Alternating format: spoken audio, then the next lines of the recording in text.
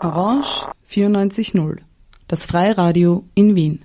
Auch im Kabel auf 92,7.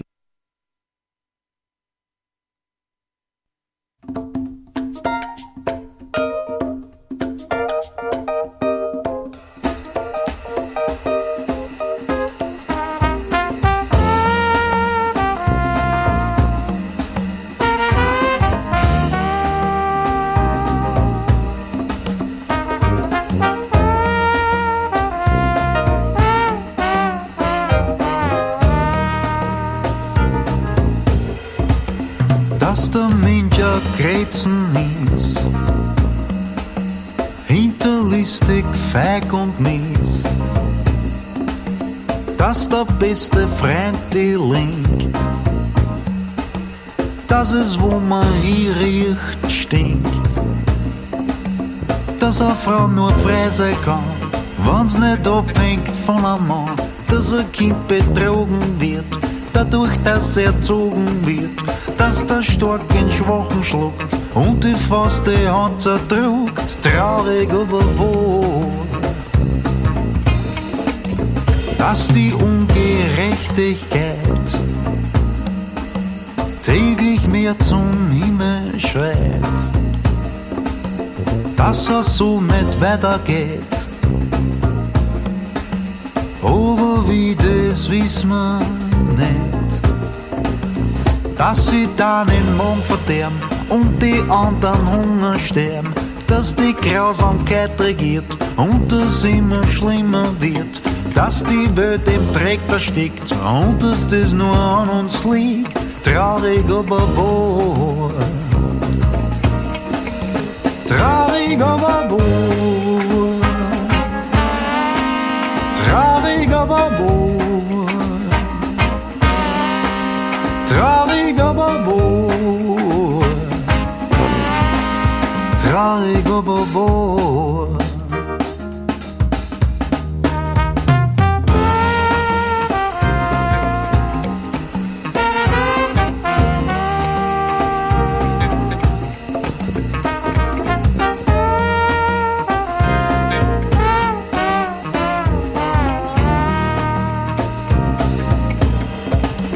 Dass der Mensch gern gut sein möcht, hilfreich, edel und gerecht, dass in ihm ein Engel steckt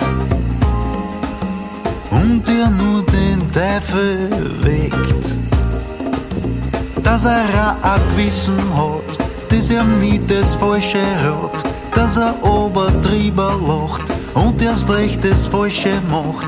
Und da sieht tief in mir drin, selber so ein Arschloch bin, traurig aber wohl. Traurig aber wohl. Traurig aber wohl. Traurig aber wohl. Traurig aber wohl.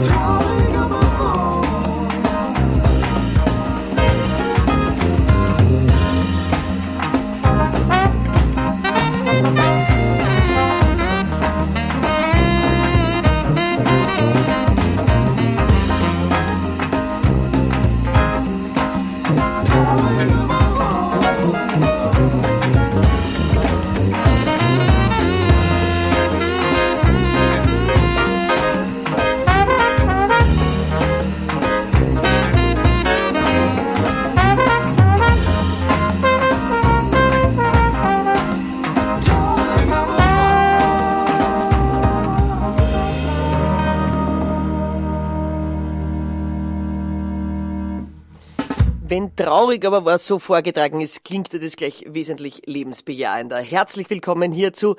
Was gibt es Neues? Birgit Denk hinter den Reglern. Rausch 94.0, das Freiradio in Wien, der Sender, den Sie soeben gewählt haben. Und natürlich unverkennbar stimmlich, wie auch herkunftstechnisch Norbert Schneider. Norbert Schneider und seine Georg-Danzer-Bearbeitung.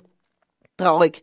Aber wahr, und das Album Neuaufnahme wird ab morgen im Fachhandel erhältlich sein. Norbert Schneider hat sich also an das Werk von Georg Danzer gewagt, der tatsächlich ja auch Geburtstag hätte, seinen 70er, und deshalb in der Otterkringer Brauerei, was für ein Wort, am Samstag groß abgefeiert wird. Nämlich am Samstag in der Otterkringer Brauerei gibt's ein riesen Zusammentreffen von Georg Danzer Freunden, Wegbegleiterinnen, die gemeinsam auf der Bühne stehen und spielen werden.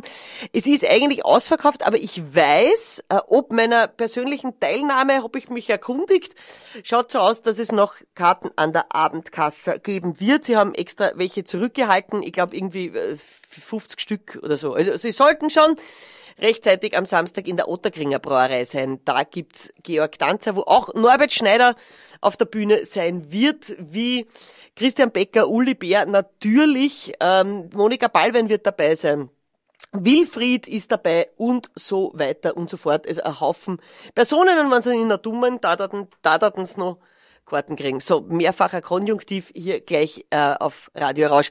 Norbert Schneider, das Album, wie gesagt, morgen. Ganz viele Dinge passieren, viele Interviews. Ich habe gerade eines gefunden, fototechnisch wurde er begleitet, wie er den Friseur aufgesucht hat. Ja, also wieder, ist ja alles dabei. Außerdem, man kann ihm kaum entkommen, das ist doch gut so.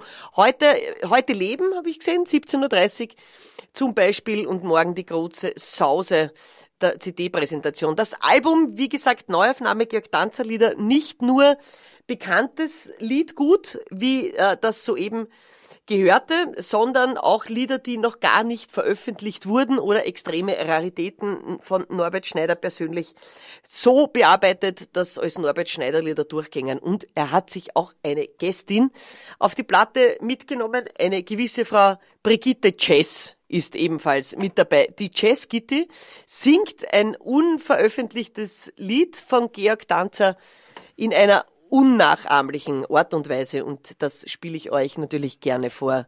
Ich brauch keinen.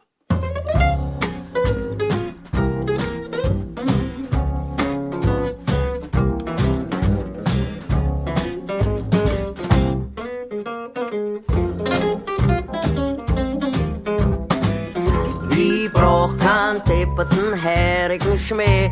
Ich brauch keinen, der mich da anschied mit Tee. Ich brauch keine gnädige Frau, küsst die Hand. Ich brauch keinen sinnlichen Männerverstand. Ich brauch kein Stützen im Brot oder auf die Nacht. Ich brauch keinen, der über jeden Witz lacht. Ich brauch keinen, der mich so nimmt, wie ich bin. Das haut hin, da ist mir die Luft ausgegangen. Ich brauch keinen, der mich zum Opernball führt. Ich brauch keinen, der mich nur analysiert. Ich brauch keinen, der mir eine Wuchtel erzählt. Ich brauch keinen, der umeinander haut mit dem Geld.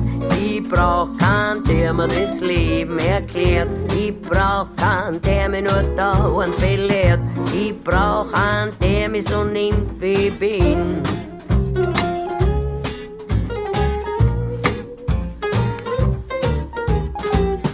Ich brauch keinen, der mich behandelt wie Dreck. Ich brauch keinen, der mich nur still aus dem Eck. Ich brauch keinen, der mich am Muttertag küsst. Ich brauch keinen, der sich wenn's eng wird vertschüsst. Ich brauch keinen, der mir den Himmel verspricht. Ich brauch keinen, der mich zerdrückt mit seinem Gewicht. Ich brauch einen, der mich so nimmt, wie ich bin.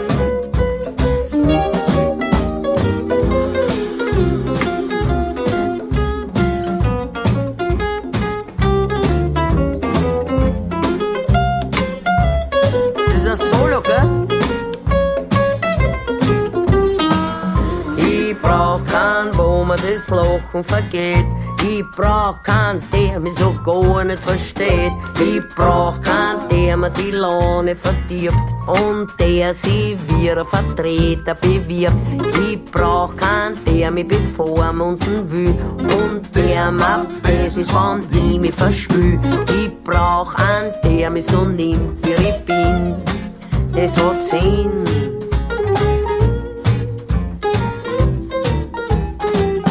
Ich brauch keinen, der mich beliebt und betrügt. Ich brauch keinen, der mich vor Liebe da wirkt. Ich brauch keinen, der mich beengt und bedrängt und wie ein Glätten an mir dauernd hängt. Ich brauch keinen, der nur kommt, wenn er was braucht und der, wenn ich was brauch, gleich untertaucht. Ich brauch einen, der mich so nimmt, wie ich bin.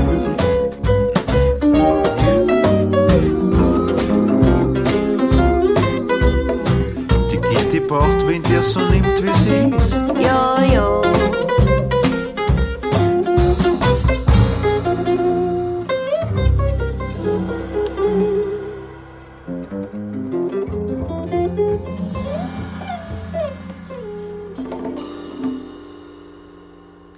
Ich brauch keinen, natürlich sofort zu kennen. Die liebe Brigitte Jazzkitty mit Norbert Schneider gemeinsam am 14 Titel umfassenden Album Neuaufnahme. Georg Danzer Hits, morgen zum Geburtstag von Georg werden sie präsentiert. Norbert Schneider macht eine wunderschöne CD-Präsentation und ich glaube, da kann keiner mehr hin. Deshalb ist es sinnvoll, Termine zu suchen, wo Sie ihn unbedingt live sehen sollten. Einen zum Beispiel herausgepickt, denn es ist ja immer am schönsten, wenn man die Künstler heimspieltechnisch dort sieht, wo sie herkommen, daheim. Am 11.11. gibt's ein Wiedersehen in Gensandorf, wie Norbert Schneider auf seiner Facebook-Seite schreibt. Von dort dieser Jahr und dort wird er im Stadtsaal ein Konzert geben. Unter anderem natürlich viele, viele weitere Termine. Norbert Schneider mit Neuaufnahme, das Album, das morgen erscheinen wird. Und am Samstag in der Otterkringer Brauerei das große Fest zum Geburtstag von Georg Danzer. Da gibt's noch Restkarten an der Abendkasse. So, und jetzt zu Something Completely Different, wie es so ist. Musik aus Österreich hier jeden Donnerstag von 14 bis 15 Uhr. Und der Begriff Musik aus Österreich ist natürlich absichtlich breit gefächert, denn österreichische Musik gibt's ja nicht, die ist immer von woanders daherkommen. Wir haben es uns dann immer eingemeindet. Und deshalb freue ich mich sehr, dass neue Musik im wahrsten Sinne des Wortes für manche Leute, für manche nicht, hergebracht wurde von einem gewissen Herrn Effe Turumdai und einem Nico Saric. Grüß euch, ihr zwei. Herzlich willkommen. Dankeschön. Danke, Birgit. Grüß euch. Lieber Effe, du musst dich nicht fürchten, alles wird gut. Das ist eine deiner Lieblingssituationen jetzt, oder? Ja. Jeden Tag in der Früh, wenn du wach wirst, denkst du, warum habe ich denn heute kein Radiointerview? Genau. Es wird mich so wahnsinnig freuen. Ja. Ich freue mich aber wirklich. Ich weiß, dass du dich freust. Aber deins ist dann doch mehr das Geigenspiel, das du im zarten Alter von erlernt hast. Das habe ich mit 5 habe ich angefangen. Ist das spät oder ist das früh? Kommt darauf an. Also ich komme aus einer Musikerfamilie, also ich hätte nie auf die Idee gekommen, dass ich Geige spielen wollte. Also das war. Sie haben da gesagt, du spielst jetzt Geige. Genau so. Ich kann mich nicht einmal erinnern an die ersten Stunden oder so, aber anscheinend hat gepasst. Also ich freue mich riesig, dass meine Mutter das gemacht hat. Wer spielt der Rest der Familie? Alle Geiger. Wirklich? Ist das quasi so, bei uns wird Geige gespielt? Ja, und ein bisschen Klavier. Also das ist ja, aber hauptsächlich Geige. Meine Mutter spielt Geige, mein Onkel spielt im Stuttgarter Kammerorchester und so, ja. Also die Turumdais sind Geigenspieler. Also die Mama-Seite. Wie heißen die dann? Kestel. Kestel, ja, also es ist wahrscheinlich leichter auszusprechen. Kestel. Ja. Kestel, so wie das Kastel quasi. Ja, fast. Ich hab's fast. Ja. Effe, du bist geboren und aufgewachsen in Istanbul. Ja. Und kannst so gut Deutsch, weil sie dir das auch schon, ob du wolltest oder nicht, im zarten Alter. Na, das habe ich eigentlich selber gewählt, weil es gibt eine österreichische Schule in Istanbul. Ich bin Absolvent dieser Schule. Und außerdem, wie gesagt, mein Onkel lebt in Stuttgart und meine Cousinen konnten nicht so gut Türkisch. Und irgendwie ist Deutsch immer so ein bisschen leichter für mich. Und ich bin mit deutschen Sätzen sozusagen aufgewachsen, obwohl ich nichts verstanden habe, aber im Ohr habe ich das immer gehabt. Also die Klangmelodie war schon da. Ja. Ja, und für einen Musikanten ist natürlich dann einfach eine Sprache zu lernen, wenn er die als Kind schon so gehört hat. Ich glaube schon, aber du kannst besser entscheiden, ob ich jetzt gut spreche oder nicht. Ja, aber selbstverständlich. Dankeschön. Um Gottes Willen. Du, seit wann ist dein Hauptwohnsitz Wien? Seit 12 Jahren bin ich in Wien. Die Entscheidung fiel, weil, was hat dich bewogen, Istanbul zu verlassen? Ganz was anderes, weil ich, wie gesagt, in der österreichischen Schule darf man auch die Matura ablegen und ich habe die Matura abgelegt und dann einfach hierher gekommen, um zu studieren, aber ganz was anderes, Wirtschaftsinformatik oder so. Aber ja, bist denn du wahnsinnig? Ja, ich war wahnsinnig anscheinend. Du willst doch kein Wirtschaftsinformatiker werden. Ja, weißt du, es ist ein Gesellschaftsproblem in der Türkei. Also Musiker zu sein ist nicht als ein richtiger Job eigentlich empfunden. Selbst wenn man einen Onkel vorweisen kann, der dann irgendwie... Ja, der lebt aber in Deutschland, ja. Aber mein Onkel verdient auch Geld mit Musik. Ja, also ich habe eigentlich nicht vorgehabt, dass ich Musiker werde, aber irgendwie Wien bietet so viele Sachen an. Und ich freue mich eigentlich, dass ich nicht mehr Wirtschaftsinformatik studiere. Sondern doch die Geige zu deiner täglichen weiblichen Begleiterin geworden ist. Ja, genau. Du spielst ganz viel verschiedene Sachen? Ja, ich habe mittlerweile eigentlich habe ich mich auf meine Musik konzentriert, aber früher habe ich alles Mögliche probiert, weil diese Vielfalt bringt viel, glaube ich, beim Spielen. Dass man verschiedene Genres spielt und von Latin bis Balkan oder zum Beispiel ganz interessant, aber in der Türkei habe ich überhaupt keine türkische Musik gespielt. Nur Klassik. Nur Klassik, ja.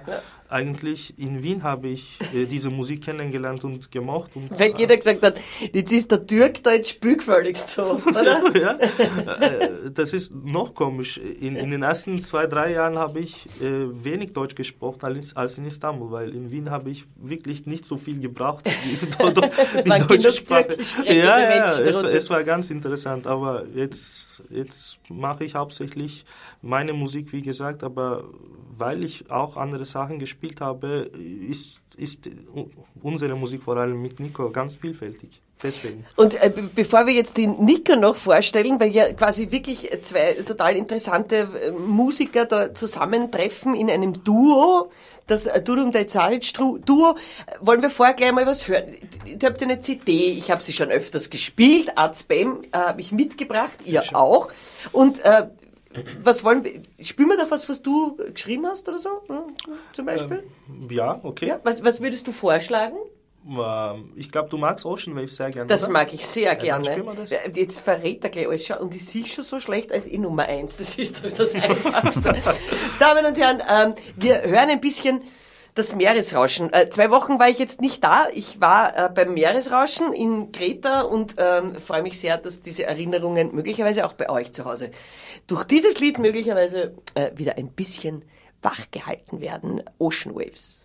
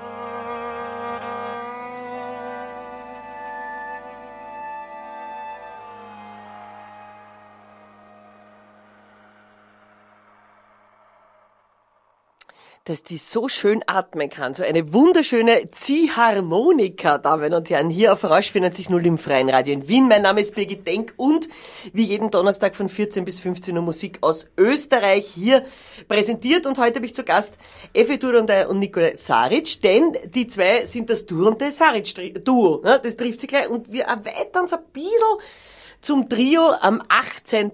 Damen und Herren, 18. Oktober im Wiener Stadtsaal. Da darf ich nämlich Yippie-Yay mit den zwei Herren gemeinsam musizieren. Keine Angst, ich zerstöre dieses Lied, das wir gerade hören durften, nicht durch irgendwelchen improvisierten Jazzgesang, sondern das lassen wir schon so, wie es ist.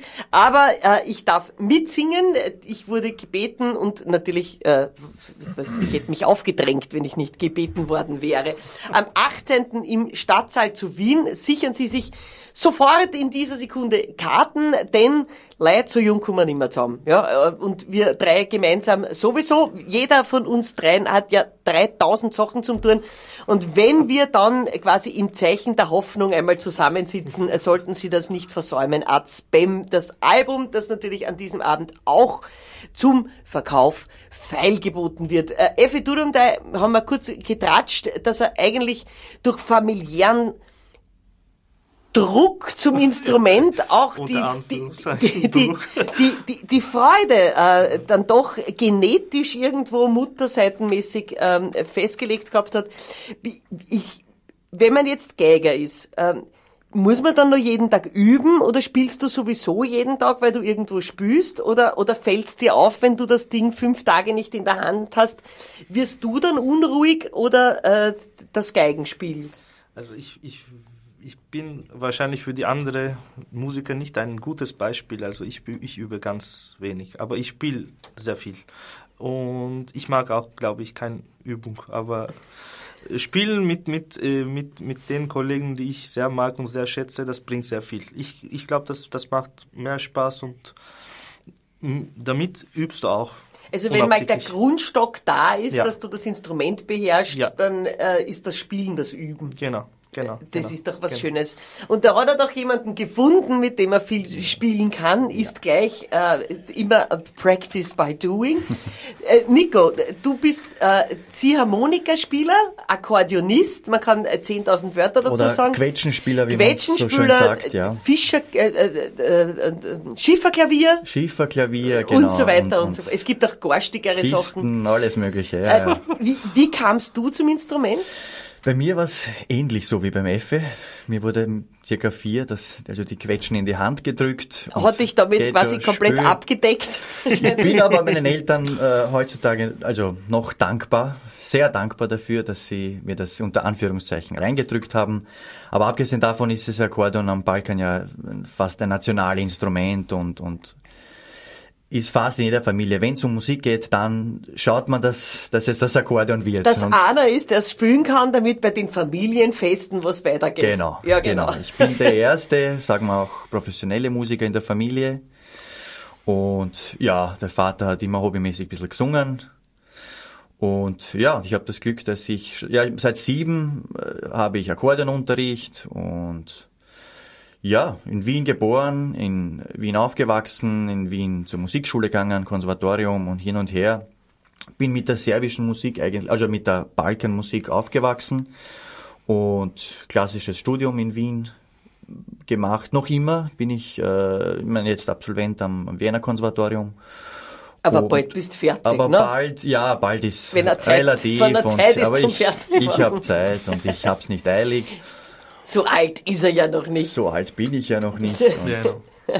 Ja, und seit vielleicht, 7, 8 Jahren beschäftige ich mich sehr mit der Weltmusik, mit den sogenannten Mischungen aller Stile und bin schon jahrelang am Erforschen am Akkordeon, erforschen neuer Klänge und versuche einen neuen Zugang zum Akkordeon zu finden und was wir gerade beim atmenden Akkordeon am Schluss des letzten Liedes gehört haben. So ist es. Das sind so Details, die eigentlich unser Projekt sehr ausmachen. Dieses feine, detaillierte Umspielen aller Stilistiken und dieses experimentelle Arbeiten. Und es war ja auch eine lustige Zeit im Studio während der Produktion. Das war sehr detailliert. minimalistisches Arbeiten, so wirklich in jeder Hinsicht. Und kann manchmal auch anstrengend sein für die ganzen Produzenten, aber muss sein. Also wir sind Perfektionisten und wir glauben, dass solche Feinheiten in der Analyse unserer Kompositionen, dass die uns ausmachen. Das ist sehr klug, weil CGDA kann schneller jeder aber klopfen. Und hat's musikalisch, meine ich jetzt, musikalische Verständnisschwierigkeiten gegeben, weil du gesagt hast, Effe, du bist zwar aus der Türkei, aber jetzt so diese klassisch orientalisch benutzte Musik war erst dann in Wien irgendwie plötzlich Thema. Du hast aber einen klassischen Hintergrund, du kommst schon von der Balkan. Ich komme schon von der Balkan, habe aber auch klassische Ausbildung. Habt ihr euch dann quasi über die Klassik verständigt, gleich musikalisch, oder gab es Schwierigkeiten, wo man gar nicht glauben könnte, dass das irgendwie auftaucht ist? Ich glaube, bei uns hat das ab den ersten Noten hat geklappt. Hat's gepasst. Man muss dazu sagen, die türkische Musik, die orientalische Musik ist ja am Balkan nicht unbekannt. Das heißt, so ein Melos ist mir schon seit klein auf sehr bekannt und sehr vertraut. Aber ja, der klassische Zugang zur Musik hat uns ja auch sehr geholfen. Ja. Und ja, eigentlich hat's gepasst. Eigentlich hat die Ich glaube, wir haben dieselbe musikalische Sprache in dem Sinne. Also nur spielen, also wir müssen nicht diskutieren, einfach spielen und es funktioniert, es hat geklappt. Das klingt so romantisch, Damen und Herren. Ja. Und bevor wir uns das live auch noch anhören dürfen, sage ich, und dann kommt noch die Denk dazu. Ja, also quasi die zwei Herren, muss man sich vorstellen, doch musikalisch überlegt, ins kleinste Detail gehende, und dann komme ich. Ja, also quasi schon ein bisschen mit der Wiener Holzhammer-Mentalität. Quasi so, stellt man einen Spritzer her und die singt dazu. Und irgendwie geht sich das dann auch aus. Ja, also das irgendwie vermischt sich das auch schön, denn sowohl die Türkei als auch der Balkan sind uns ja musikalisch, aber man es gar nicht so bewusst ist, dann trotzdem ständig präsent. Ob da Aufwachsen in den 70er Jahren ist das irgendwie dann auch mittlerweile logisch. Und deshalb habe ich den Herren ein Lied anvertraut, das ein Denklied ist, schon seit längerer Zeit. Und sie haben sich aus mehreren eines ausgesucht, wo sie gesagt haben, das nehmen wir und machen es jetzt zum Durumde Saric Duo featuring Birgit Denklied. Ein Lied, das sich schon ein bisschen ums Zusammenleben dreht, und selbiges werden wir am 18. Oktober im Stadtsaal natürlich auch gerne unter Ihrer geschätzten Aufmerksamkeit zum Besten geben. Und jetzt kommt's aus der Konserve, bevor die zwei Herren hier live im Studio spielen werden. Die Service-Stadt. Damen und Herren, gute Unterhaltung.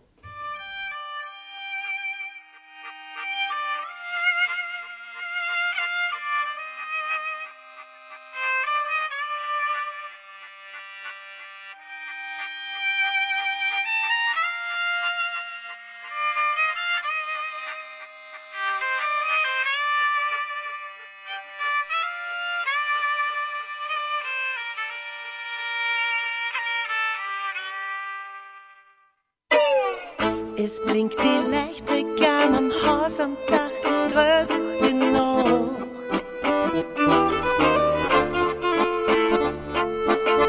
Das schönste Fest von allen wird uns erzählt, wird jetzt bald gemacht. Ein Ball mit rosa-rote Frauen und weiße Pferd, mit fesche Herren und besten Wein und goldene Teppich auf der Erde. Und dort am Boden, unter der Lichtreklame, da sitzt der Mann und der hat kein daheim. In derselben Stadt, dir an dir, Haus an Haus, da lacht die Sonne den einen an und den anderen aus. Es fahren die neuen Schlitten frisch poliert durch zusammengekehrte Nacht.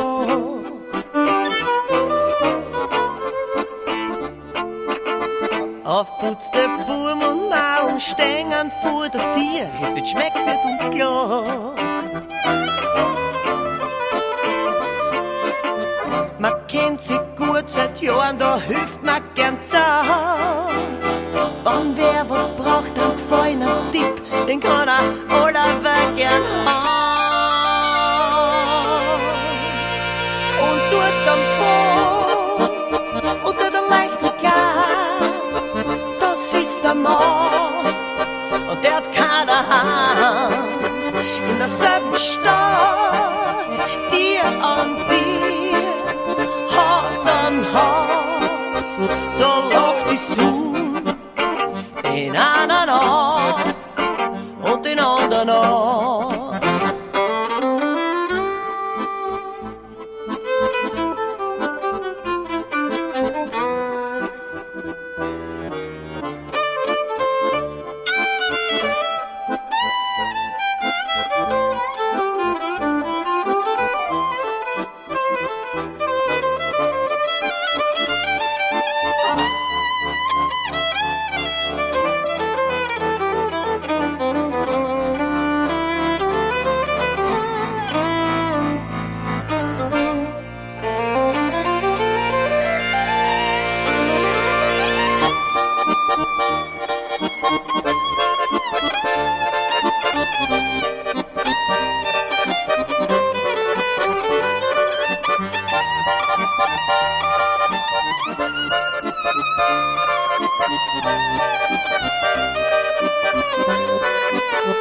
Und dort am Boden, unter der Leichtregal, da sitzt der Mann und der hat keine Hand.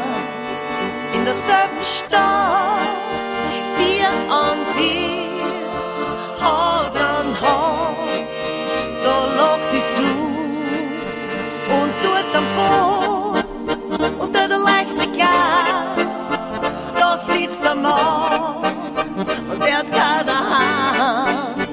In derselben Stadt, dir an dir, Haus an Haus, da lacht die Sonne, den einen an und den anderen aus und den anderen aus. Damen und Herren, hier auf Rausch 94.0 im Freien Radio in Wien, Musik aus Österreich, und das war das Durumdai Saric Duo mit meiner einer an der Stimme selber statt, und das alles können Sie am 18. Oktober live sehen im Wiener Stadtsaal. Karten sind erhältlich und dummen Sie ihnen, weil so jung kommen wir nicht mehr zusammen. Ja, also der 18. Oktober, da spielen wir, da machen wir uns einen gemütlichen Abend im Zeichen von Wienerisch trifft Türkei trifft Balkan. Ja, also was so zusammengehört. Ja, was so zusammengehört, wird an diesem Abend zusammengeführt, und wenn Sie da mit uns sind, freut mich das sehr. Herr Durumdai und Herr Saric sind beide hier heute persönlich zugegen und haben bereits hinter der Glasscheibe im extra Recording Studio quasi von Orange Platz genommen. Stellen Sie Ihnen das nicht zu romantisch vor, aber Sie haben sich's bequem gemacht, hoffe ich doch sehr, denn die Geige ist mit und das Akkordeon ist mit, und die zwei Herren werden selbiges nun für uns hier live bedienen. Das freut mich sehr. Ich proudly presente Atmaca. Gute Unterhaltung.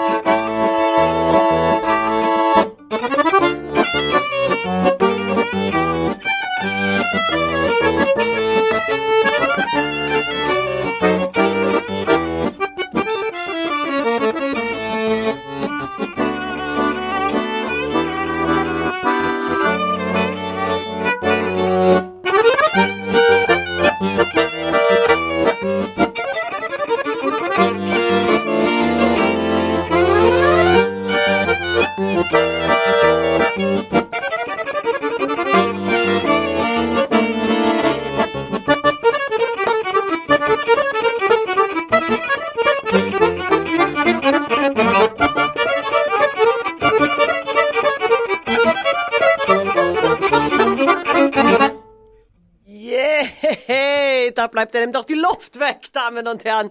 Hier live im Radio musiziert, Damen und Herren. Durumtai Saric, Duo mit natürlich unschwer zu erkennen für alle, die gerade erst eingeschaltet haben. Ja, es handelt sich um ein Akkordeon und um eine Geige. Aber wenn es so schnell gespielt ist noch immer eine Geige und ein Akkordeon. Es ist das, was dann irgendwie gleich bleibt. Am 18. Oktober, in wenigen Tagen, haben Sie die Möglichkeit, das live zu sehen im Stadtsaal zu Wien an einem regnerisch faden Tag. Wissen Sie nicht, was tun sollen. Also kommen Sie in den Stadtsaal. Ich selber werde mich geschneizt und kampert, wie der Wiener sagt, ebenfalls auf die Bühne gesellinnen und mit den zwei Herren gemeinsam musizieren am 18.10. im Wiener Stadtsaal. Bis dorthin habt ihr wahrscheinlich noch ganz viele andere Sachen vor.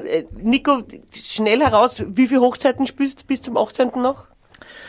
Hochzeiten, Oder ist die Hochzeitssaison vorbei? Nie vorbei. Die ist nie vorbei. ist nie vorbei. Es gibt natürlich einen Höhepunkt, der ist im Sommer, aber ja, so oft spiele ich ja auch nicht Hochzeiten. Aber ja, abgesehen von den Hochzeiten habe ich ja 1000 andere Projekte und es ist nie genug. Es ist nie genug einfach. Junger Leichtsinn treibt ihn noch zu anstrengenden Tagen, zu einem anstrengenden Tagespensum. Aber quasi kennst du viele Musikanten? Ich denke mal, das ist das, auf das wir drei, ja alle drei jetzt als Botschafter und Botschafterinnen in die Welt hinaus müssen. Sind deine Musikerinnen, Kollegen hauptsächlich doch noch so Menschen, die auch aus Serbien, Albanien kommen, oder beginnt langsam eine Durchmischung stattzufinden, oder ist die nicht gewünscht und du sagst, ich möchte nicht mit Deutschen spielen? Oder was da gibt's keine Grenzen bei mir. Also ich bin ja auch sehr froh, dass ich in Wien geboren bin und aufgewachsen bin und ziemlich schnell mit internationalen Musikern zu tun hatte. Das ist ja das, was meine Karriere ausmacht, diese Vielfalt und Universalität. Und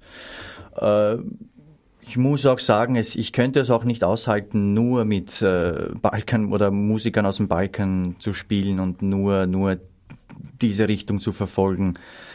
Ich glaube, jeder Stil beeinflusst sich gegenseitig und ich glaube, ich entwickle mich auch in der Balkanmusik, wenn ich auch mit österreichischen Musikern spiele, und das hat alles irgendwie doch eine Verbindung. Eben. Und wie ist bei dir, Effe? Genauso eigentlich.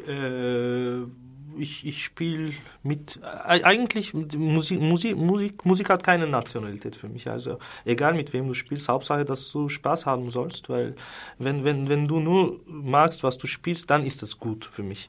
Und ich spiele mit vielen türkischen Musikern, aber auch mit vielen österreichischen und auch von aus ganzen Welt sozusagen, und alle Auftritte sind eine Erfahrung dann. Also die Gott sei Dank durch Mischung auch musikalisch, dass man sagt, da gibt's halt die Grätzeln, da spielen halt die Serben dort in dem Bezirk, und in dem Bezirk sitzen dann alle Türken zusammen und musizieren, und da sitzen die Wiener beim Heirigen und spielen ein Ding. Fängt das ein bisschen sich zu durchmischen an?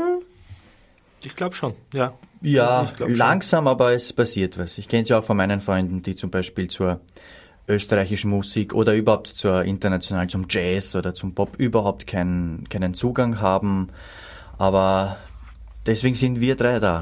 Ja, genau. Haben die Aufgabe da irgendwie. Wir werden das zusammenschmeißen und so unsere Communities, die hinter uns stehen, zusammenbringen. Ja, und es gelingt uns ja. Es gelingt, wie wir bei unseren Konzerten gesehen haben.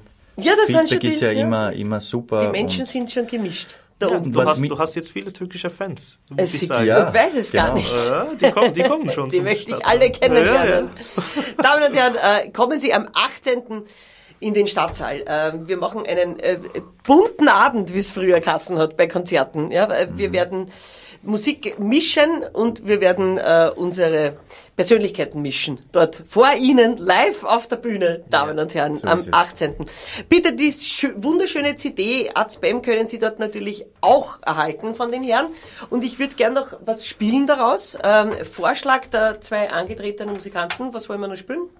Crackpot? Vielleicht Crackpot, ja. Siehst du, nachdem ich gesagt habe, das würde ich gern spielen, haben sie gleich gesagt, spielen wir es. Das ist doch wirklich eine erzieherische Maßnahme. Damen und Herren, ein wahrlich schönes Lied. Ist das von dir? Von mir, ja. Von Effe, du und dein. Damen und Herren, Crackpot.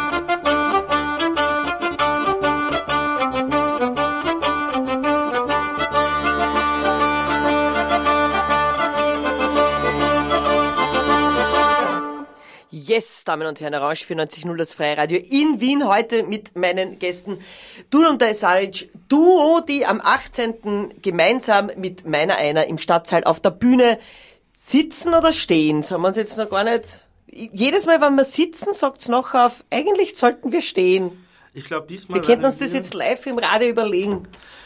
Wir stehen, aber sitzen auch manchmal. Ja. Du bist ein Diplomat. Ja. Aber bis sie stehen, ein bisschen sitzen. Ja, sicher. Ja, im Stadtsaal sollten wir schon stehen. Vielleicht gehen wir auch rum. Ja. Oder was? Das könnte auch wir sind flexibel und... Ich bin offen für alles. Schaut, das ist das Schöne am Effe. Er sagt, ja, dann stehen wir halt Genau. oder gehen wir halt. Also Sie werden uns stehen und sitzen sehen, Damen und Herren. Ja, beides. Wir gehen auch ein bisschen rum für Sie, wenn Sie am 18. Oktober in den Staatssaal kommen, wo wir gemeinsam im Zeichen der Hoffnung, Art Spam, wie auch das Album heißt, das die zwei mitgebracht haben und auch am 18. mitbringen werden. In diesem Zeichen werden wir uns mit euch gemeinsam einen Karl machen. Einen Karl, gibt's im Türkischen so einen ähnlichen Ausdruck für, wenn man Spaß hat gemeinsam, irgend so ein komisches oder im Serbischen Gibt's, so ja. komische Vergleiche? Ja, gibt's. Ja. Gibt's. Werden aber erst am 18. verraten. Am 18. verraten. Ich Da überleg's hab mir ich bis da. Wir werden gemeinsam singen. Ich werde nach türkischer Anleitung und mittlerweile eigenartigen Aufzeichnungen, von denen nur ich dann Türkisch kann, singen. Genauso werde ich es mit dem Serbischen halten. Und Effe Durumdai hat tatsächlich in einer Laune des Überschwangs, möchte ich fast sagen, beim letzten Mal, wo wir uns gemeinsam auf einer Bühne getroffen haben, gemeint, ja, er singt Trepferlbad von Bieren und Knapp mit. Schauen wir mal. Ich kämpfe noch, aber es wird... Also das ist wirklich, das ist dann der Ritterschlag, Effe. Das ist für mich eine Herausforderung. Ja. Also wenn ich schaffe das, aber ich kämpfe noch, also ich brauche noch ein bisschen. Es kämpfen auch deutsch sprechende Menschen mit diesem Lied. Also es ist jetzt nicht so, dass man sagt, ach, lass doch den Türken was Schwieriges singen, das ist für alle schwierig. Ja, das ist komplett egal. Wir werden uns das freudig anhören. Ich möchte mich sehr bedanken, dass Sie zugehört haben. Noch mehr möchte ich mich bedanken, dass ihr zwei in eurer spärlichen Zeit zu mir gekommen seid. Danke. Wir danken. Birgit, danke und ja, es Wir war sehen uns ein uns- Vergnügen, Wir einmal sehen uns mal, zu proben, mein Lieber. genau, abgesehen von der Bühne, einfach mal so zu plaudern. Wir kommen ja sonst zu nichts. Wir haben keine Zeit, genau. Damen und Herren, wir freuen uns auf Sie am 18. im Stadtsaal und wir verabschieden uns mit dem titelgebenden Lied der CD Azbem. Danke, dass ihr da wart. Danke.